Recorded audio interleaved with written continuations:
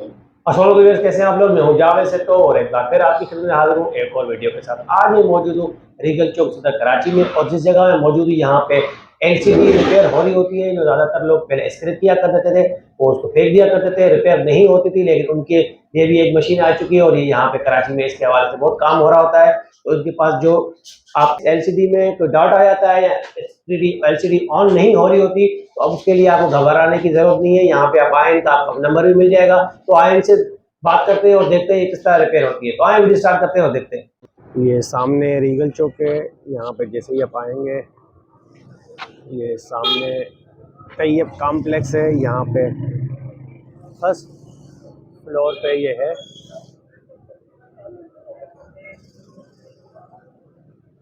आप first floor पे जैसे ही आएंगे ये देखेंगे ऊपर ये इलेक्ट्रॉनिक्स के नाम से ये उनका नंबर भी यहाँ पे लिखा हुआ है। तो ये देखिए काफ़ी, ये देखें इनके पास काफ़ी ये आई हुई है एलसीडी। ये देखें ये वहाँ पे मौजूद है, ये इनकी फिटिंग भी हो रही होती है यहाँ पे और ये यहाँ से खड़े होते हैं। तो काफ़ी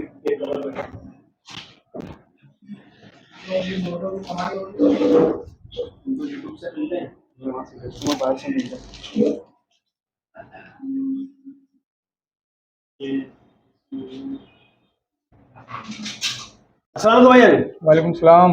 भाईजान अपना व्यूअर्स को नाम बता दीजिएगा। मोहम्मद जुबैर नाम है भाई। जुबैर भाई यहाँ का एड्रेस भी समझा दीजिएगा। सर एड्रेस ये है कि रीगल चौक पे शफीक कबाब वाले की जो मेन गली है उसी गली में सेकंड जो बिल्डिंग है तैयब कॉम्प्लेक्स के नाम से, उसके ऊपर फर्स्ट फ्लोर पे 103 ऑफिस नंबर है, अली इलेक्ट्रॉनिक्स के नाम से है।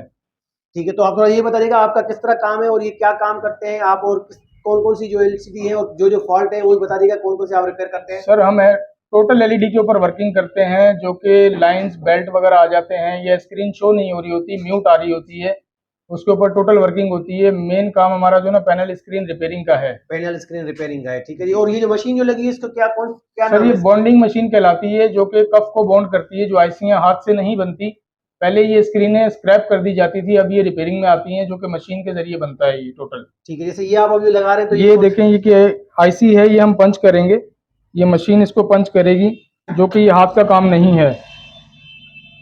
ये इसके ऊपर आप देखेंगे कि ये स्क्रीन के ऊपर आप दिखाएं थोड़ा सा कि इसको हम टेम्परेचर देंगे और इसकी ये बॉन्डिंग हो जाएगी। ये इमरजेंसी के ऊपर ये इसने अपनी क्वांटिटी शो कर रहा है और टेम्परेचर की, और ये बॉन्डिंग पे चला गया। हेड ये ऑटोमेटिक है, जो कि पहले ये काम नहीं होता था, अब ये वर्किंग में आ गया है, बनाया जाता है ये।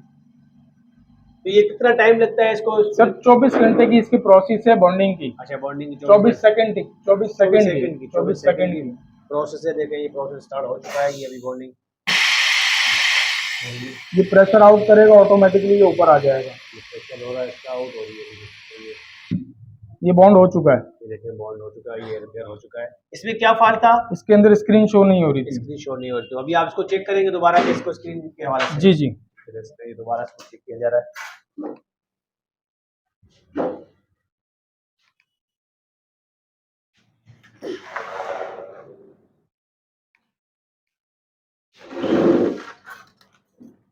ये भी इसको कनेक्ट कर रहे हैं चेक करने के लिए। ये हमारा पूरा टोटल अपना सिस्टम बना हुआ है, जिसके ऊपर हम चेकिंग करते हैं। बाद में ये कस्टमर की बॉडी के अंदर फिट करके उसको चेक करवाया जाता है। ठीक है,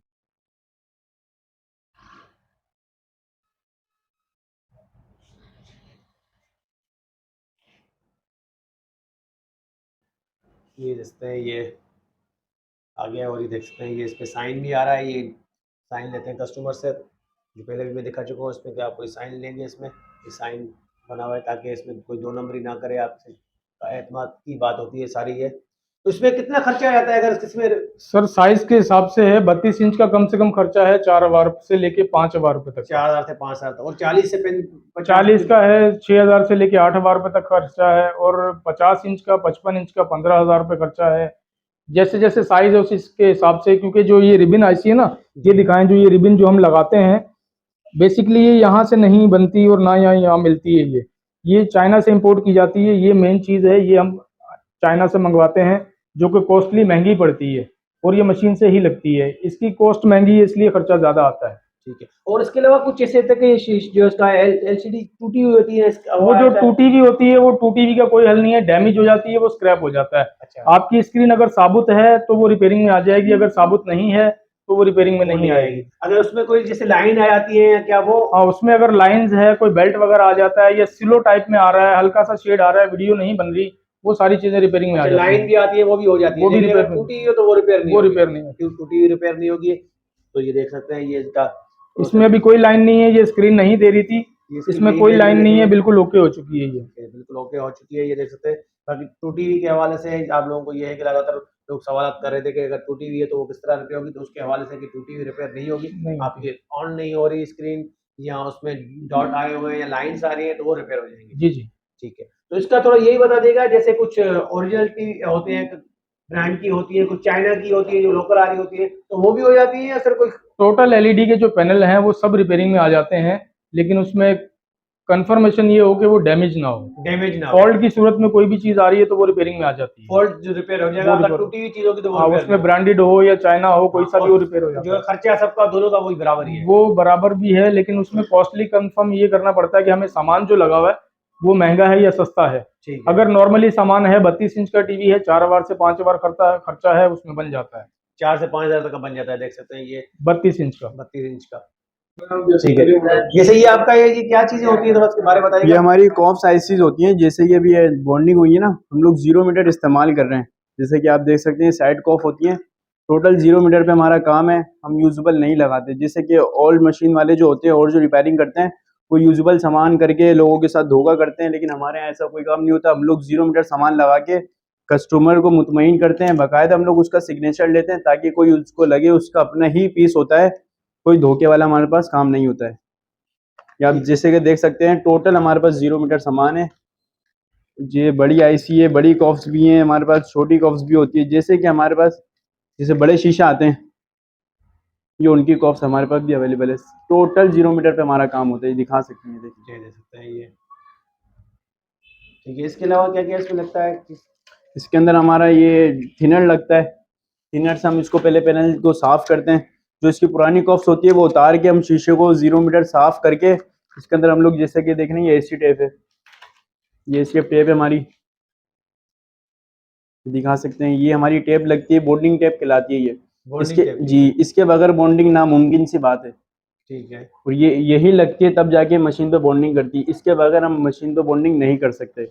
ये मेन है हमारे काम में, ये मेन टेप कहलाती है ये। ठीक है। ये जो सारी एलसीडी पड़ी है, एलईडी, ये सारी रिपेयरिंग हो चुकी है या कुछ हो रही है इसमें सब? इसके अंदर कुछ ओके जो रिपेयरिंग हो चुकी है, किसी में कुछ बाकी है। जैसा कि आप ये देख सकते हैं, इसकी ये वाली कॉफ्स खराब है, खराब थी इसको हमने उतार दिया। अब इसको हम यहाँ पे रेडी करके इस पे टेप करके फिर हम ये मशीन पे ले जाके इसका फिर हम रिजल्ट देखेंगे। ठीक है। और ये आपका टाइम कितना होता है, अगर जिस आपको बंदा देगा याद तो कितने दिन में आप उनको मैक्सिमम हम लोग 1 से 2 दिन लेते हैं। उस अर्जेंट काम बहुत मुश्किल करते हैं, अर्जेंट यूं नहीं करते क्योंकि हम लोग जब चीज़ बना देते हैं तो हम उसको अपने पास चेक करते हैं। जैसे कि अभी बाहर आप देखेंगे, जैसे ये देखें एलईडी लगी हुई है, हम इसको चला के छोड़ देते हैं, अपने पास तसल्ली करते हैं, उसके बाद हम चीज़ें दूसरों को हैंड ओवर करते हैं ताकि हमारे पास चीज़ चले, हमारे पास कंप्लेन ना है।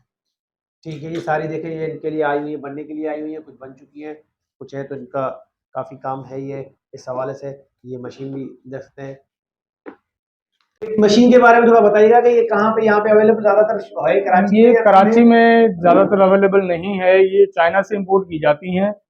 चाइना से यहाँ पे जो टेक्नीशियन इंपोर्टर जो बैठे हुए हैं वो इंपोर्ट करते हैं, और यहाँ पे जो टेक्नीशियन लोग हैं ना उनको प्रोवाइड करते हैं, कॉस्ट के हिसाब से अपने थोड़ा सा प्रॉफिट रखते हैं, उनको मंगवा के देते हैं। जो क्योंकि ये एक पार्ट्स है, ये एक मशीन पार्ट्स है जो कि जैसे कि टेक्नीशियन के पास आयरन होता है या हॉट गन वगैरह होती है, ऐसे ही उसके लिए ज़रूरी हो गया है। इसके बगैर एलईडी वगैरह पूरी वर्किंग में नहीं आ सकती। तो ये एक समझ लो कि काम का हिस्सा है जो कि हर टेक्नीशियन को ज़रूरत है। तो ये ज़्यादातर इसके हवाले से मैकेनिक या इनके कारीगर मौजूद हैं जो काम करते हैं कराची में, या कम है ये बहुत? नहीं, कराची में कम है। जिन जिन के पास मशीन है, तकरीबन आई थिंक मेरा ख्याल है कराची में कोई टोटली 20 मशीनें हैं जो कि वर्किंग कर रही हैं पूरे सिटी के अंदर, जो कि अलग अलग एरियो के अंदर लगी हुई है, वहाँ पे ये वर्किंग हो रही है। ठीक है। आप अपना नंबर ही बता दिएगा ताकि व्यूअर्स को यहाँ पे आने में। मेरा नंबर है, जोंग का नंबर है 0313213292, ये व्हाट्सएप पे भी मौजूद है। ठीक है। तो आपसे व्हाट्सएप पे रब्ता करके मालूमात ले सकते हैं। व्हाट्सएप पे अगर किसी भी भाई को कोई अपनी चीज़ का कोई चीज़ दिखानी है, कोई फॉल्ट शो करवाना है, व्हाट्सएप भेज के मुझसे कंफर्मेशन कर सकते हैं। ठीक है, जैसे ये